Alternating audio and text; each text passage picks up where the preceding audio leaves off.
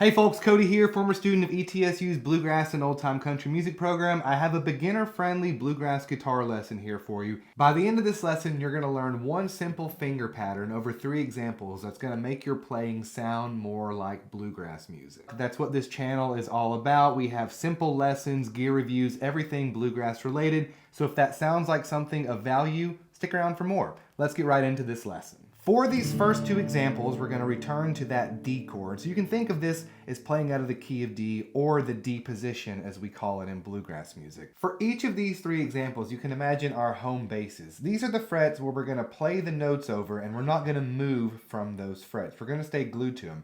And in this first example, our home bases are the 2nd fret, 3rd fret, and 4th fret. Except for one note at the end where we're going to slide in with our middle finger. Pointer finger goes on your G string, 2nd fret, 3rd finger is going to go on the 3rd fret D string, and then we're going to be hammering on into the 4th fret.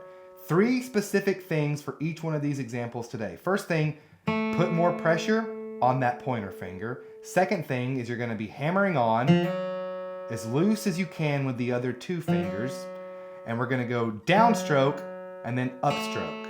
That's the 3rd thing. On your example there, the lick sounds like this.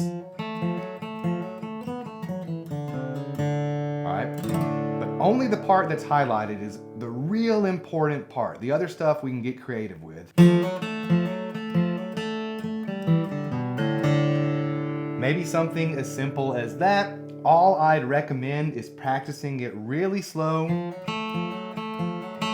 Just like we all learn to type or even text, it doesn't come naturally to begin with, and over time it's going to feel that much better. You're going to play it easier, and it's going to sound more in time, all right? Now, let's take a pause here and look at what we're doing musically. And then we'll just move it to a different part of the neck and do the same thing, okay? So we're going here from our flattened 3rd on our D string 3rd fret into our 3rd, and then we're just following through on that upstroke here in the key of D on the A note, which is the 5th. Now, if that sounds complicated, it's not.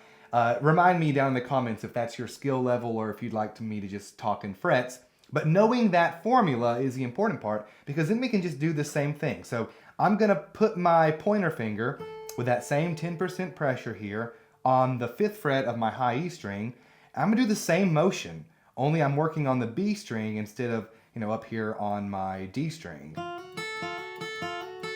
And it's the same thing.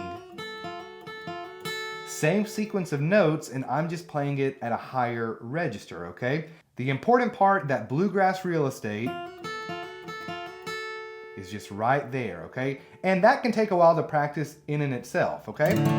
That's 2 examples here out of the key of D. Now let's take it a step further, and I'll give you an example of a tune that really you might integrate this in right away to bluegrass jam. But let's switch to the key of G, all right? For those of you who are just getting started here, when we're in the key of G, we're using G, C, and D as our main 3 chords. Sometimes have that 6 minor in there, that E minor, sometimes even that 2 minor, that A minor.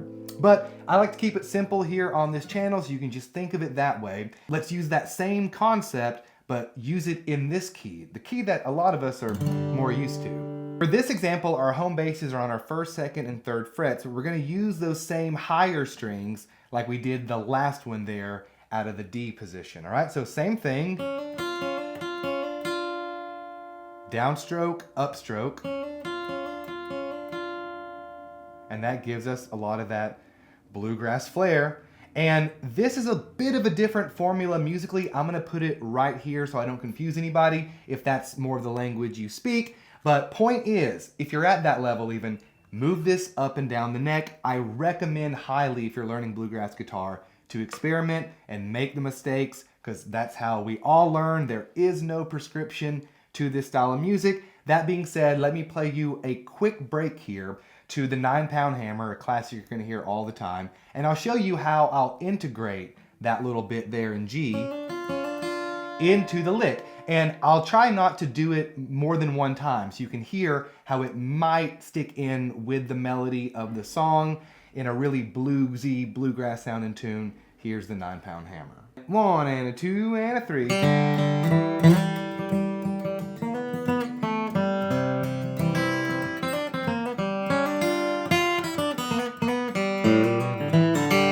All right. So in that example, I just played it one time. I did something, all